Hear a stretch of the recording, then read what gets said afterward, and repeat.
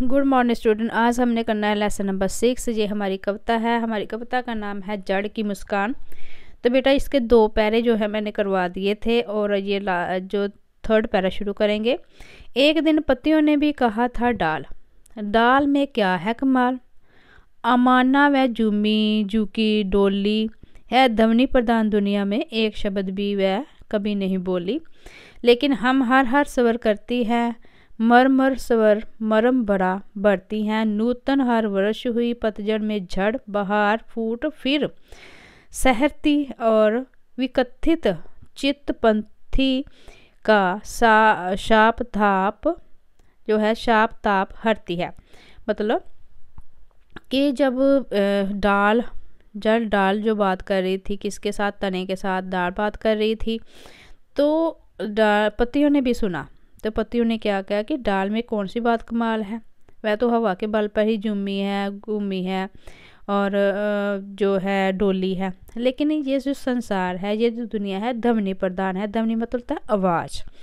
इस जैसे कि पंछियों का चहचहाना आवाज़ पैदा करता है, इंसान एक दूसरे के साथ बोलते हैं वो भी आवाज़ पैदा करते हैं। तो जो डाल है वो तो चुपचाप ही खड़ी रहती है, जबकि जो संसार का नियम है कि वो ध्वनि प्रधान है, आवाज़ है उसमें।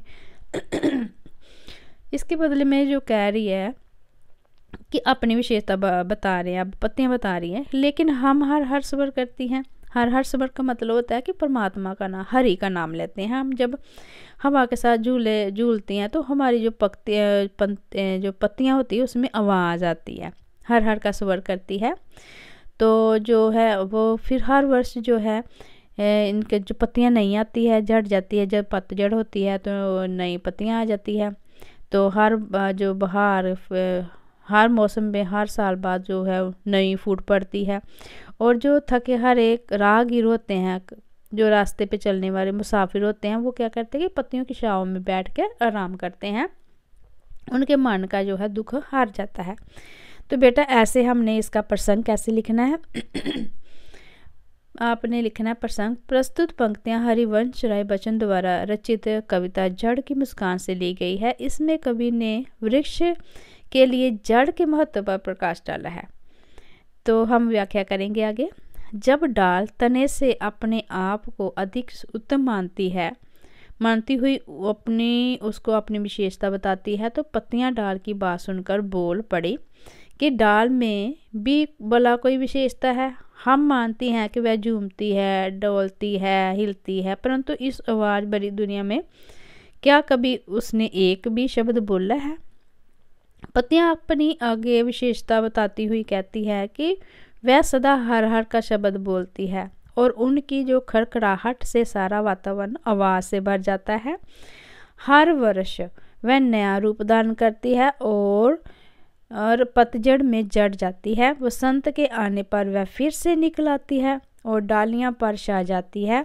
वह थके हुए मन वाले पति को मतलब मुसाफिरों की परेशानियों तथा गर्मी को दूर कर उन्हें शांति प्रदान करती है। तो बेटा इसमें विशेष क्या लिखना है आपने लिखना है कि पत्तियां जो स्वयं को डाल से उत्तम और पथिकों को आराम प्रदान करने वाली मानती है, और जो भाषा है वो सरल है और भावपूर्व है, मानवीकरण अनुप्रास अलंकार है। ठीक है बेटा, आगे हमने करना है 4th पैरा इसका। एक दिन फूलों ने भी कहा था पत्तियों ने क्या किया, संख्या के बल पर बस डालों को छाप लिया। डालों के बल पर ही चल चपल रही है, हवाओं के बल पर ही मचल रही है। लेकिन हम अपने से खुले खिले फूले हैं, रंग लिए, रस लिए, पराग लिए, हमारी यश गंध दूर दूर फैली है। भंवरों ने आकर हमारे गुण गाए हैं, हम पर बुराए हैं, सबकी सुन पाई है और जड़ मुस्कुराई है। तो बेटा इसमें जो पत्तियां होती है, पत्तियों की बात जो सुनकर फूल भी अपने मन की बात कह रहे हैं। कहते हैं कि पत्तियों में कोई खास बात नहीं, वो संख्या के बल पर जो है मचल रही है, हवा के बल पर वो है अपने आप को ऐसे महान बता रही है। लेकिन हम क्या है कि हम अपने आप पैदा हुए हैं, खिले हैं, हम में रंग हैं, कितने अच्छे कलर होते हैं ना फूलों में। तो पराग है, जैसे भी जो उसकी सुगंध है फूलों की, उनसे तो परफ्यूम बनता है, तो उसकी जो गंध है, खुशबू है, दूर दूर तक फैलती है। तो भंवरे भी उसका गुणगान करते हैं, उसकी सुंदरता का उस पर मंडराते हैं। और ये सारा बातें सुनकर, कभी जड़ की, कभी डाल की, कभी पत्तियों की, कभी फूलों, तो जड़ चुपचाप बेचारी क्या कर रही है कि मुस्कुरा रही है। आगे बता रहे हैं।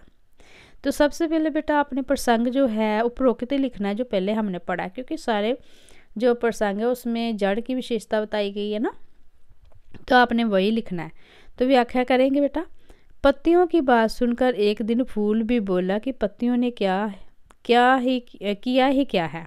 भाव ये है कि पत्तियों में कोई विशेषता नहीं है, पत्तियों ने तो केवल अपनी अधिक संख्या होने के कारण केवल डालों को ही ढक लिया है। वह डालों के कारण ही हिलजुल रही है और हवाओं के कारण ही मचल रही है। लेकिन हम फूल क्या हैं, स्वयं ही खिले हैं और हमारी जस की जो सुगंध दूर दूर तक फैली हुई है। भंवरे भी आकर हमारे गुणों का गान करते हैं, वह हमारे ऊपर मंडराते हैं, वह हमारी सुंदरता देखकर अपना होश जो है खो देते हैं, अर्थात हम पर पागल हो जाते हैं। इन सब बातों को सुनकर जड़ केवल मुस्कुराती है, क्योंकि वह जानती है कि यदि वह ना होती तो तना, डाल, पत्तियां और फूल भी ना होते। इन सब का अस्तित्व जड़ के कारण ही है। बेटा जड़ बहुत महान है, क्योंकि देखो जब अब ज़मीन पे कोई बीज बोते हो तो पहले जड़ पैदा होती है, फिर ऊपर से जो बीज पुंगरता है ना तो जड़ अपनी विशेषता नहीं बता रही। ठीक है, आगे इसमें विशेष क्या लिखना है कि जैसे कहते हैं ना, किसी घर को बनाने के लिए नींव का महत्व होता है। जब हम कोई बिल्डिंग बनाते हैं, अपना घर बनाते हैं, तो पहले नींव रखते हैं ना, ताकि हमारा घर मजबूत हो जाए। तो वैसे ही जो वृक्ष का महत्व है उसकी जड़ में से है, जड़ से होता है। जड़ ही वृक्ष को पैदा करती है।